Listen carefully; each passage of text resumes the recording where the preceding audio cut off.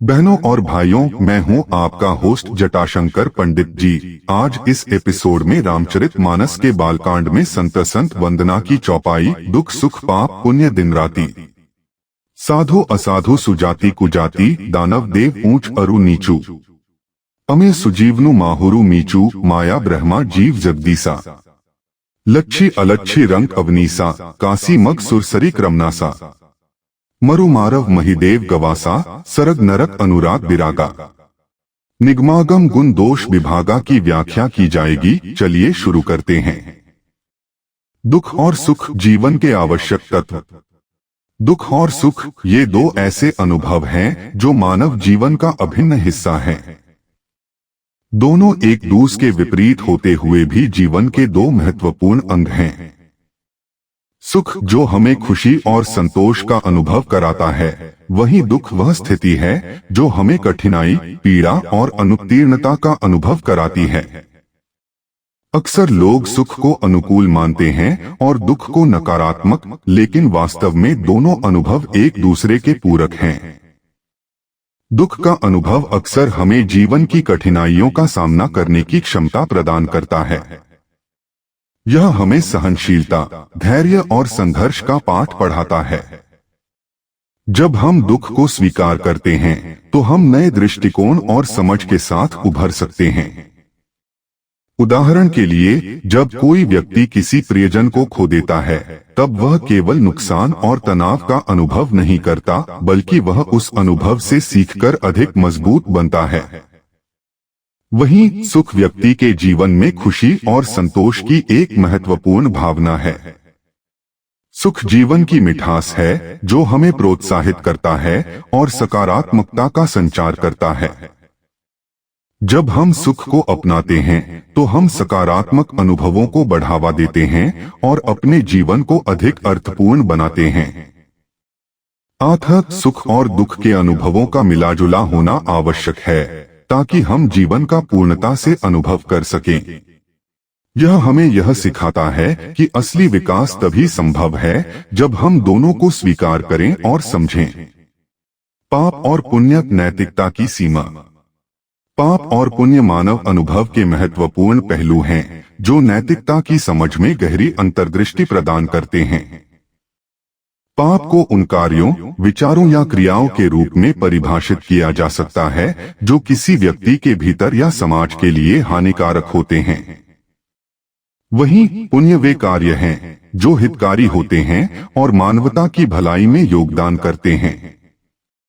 इस परिप्रेक्ष्य में सही और गलत की सीधी समझ आवश्यक है, क्योंकि यह हमारे कर्मों के परिणामों को निर्धारित करती है।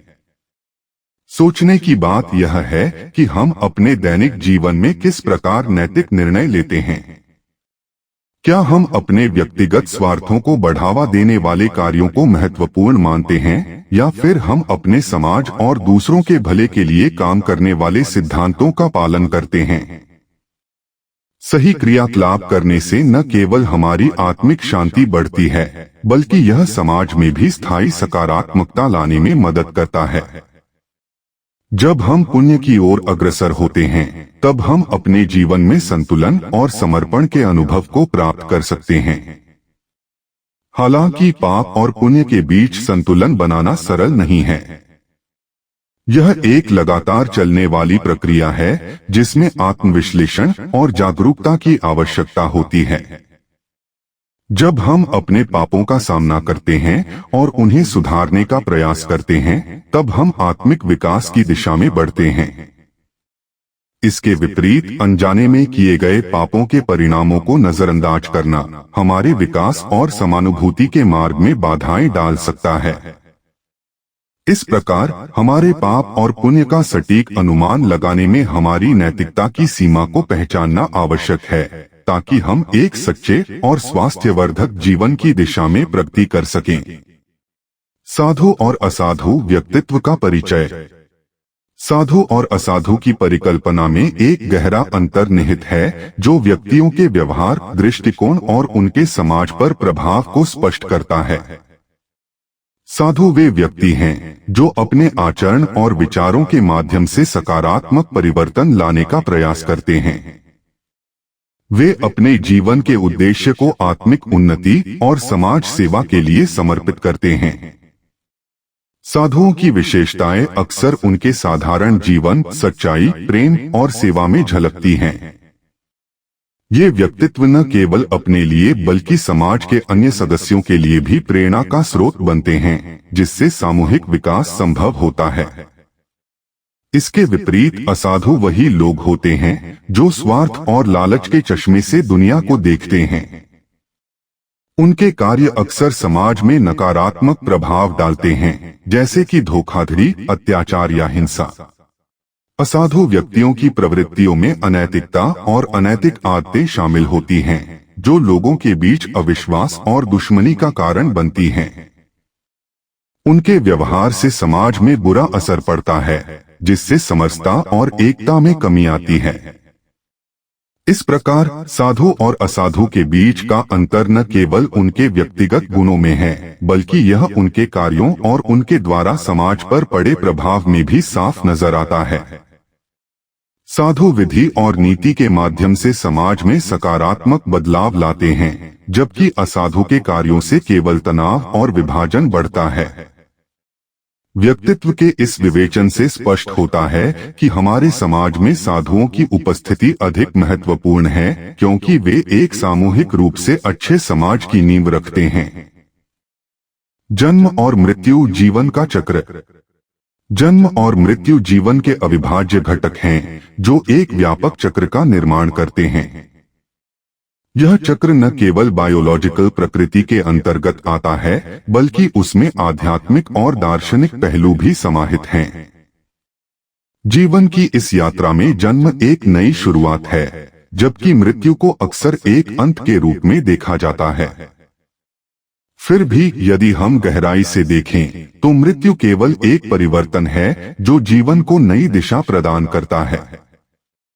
इस दृष्टिकोण से जीवन का अनवरत चक्र हमें यह सिखाता है कि प्रत्येक क्षण का मूल्य है। अमृत और विष का परस्पर संबंध भी जीवन के इस चक्र को अद्वितीय बनाता है। अमृत, जो जीवन और ऊर्जा का प्रतीक है, हमें जीने की प्रेरणा देता है। वहीं विष मानव अनुभवों के उन कठिनाइयों का प्रतिनिधित्व करता है जिनका सामना हम निरंतर करते हैं। यह विष हमें यह सिखाता है कि सुख और दुख के बीच संतुलन बनाए रखना आवश्यक है। हमें अपनी चुनौतियों को स्वीकार और समझना जरूरी है, क्योंकि यही हमारे जीवन के सार का हिस्सा है। माया और ब्रह्मा के बीच का संबंध भी इस चक्र में महत्वपूर्ण है। माया, जो इस भौतिक जगत की भ्रमित करने वाली शक्ति है, हमें जीवन के अस्थायी पहलुओं पर केंद्रित कर सकती है, जबकि ब्रह्मा, जो शाश्वत और सही है, हमें सिखाता है कि वास्तविकता का गहन अर्थ क्या है। जीवन के इस चक्र में हमें यह समझना है कि बाहरी परिस्थितियों से परे एक गहरी सच्चाई का अनुभव करना आवश्यक है। इस प्रकार जन्म और मृत्यु का चक्र हमें यह प्रेरणा देता है कि हर क्षण का संपूर्ण उपयोग करें और अपने आप को मानसिक और आध्यात्मिक रूप से हमेशा उत्कृष्ट बनाने के लिए प्रयासरत रहें।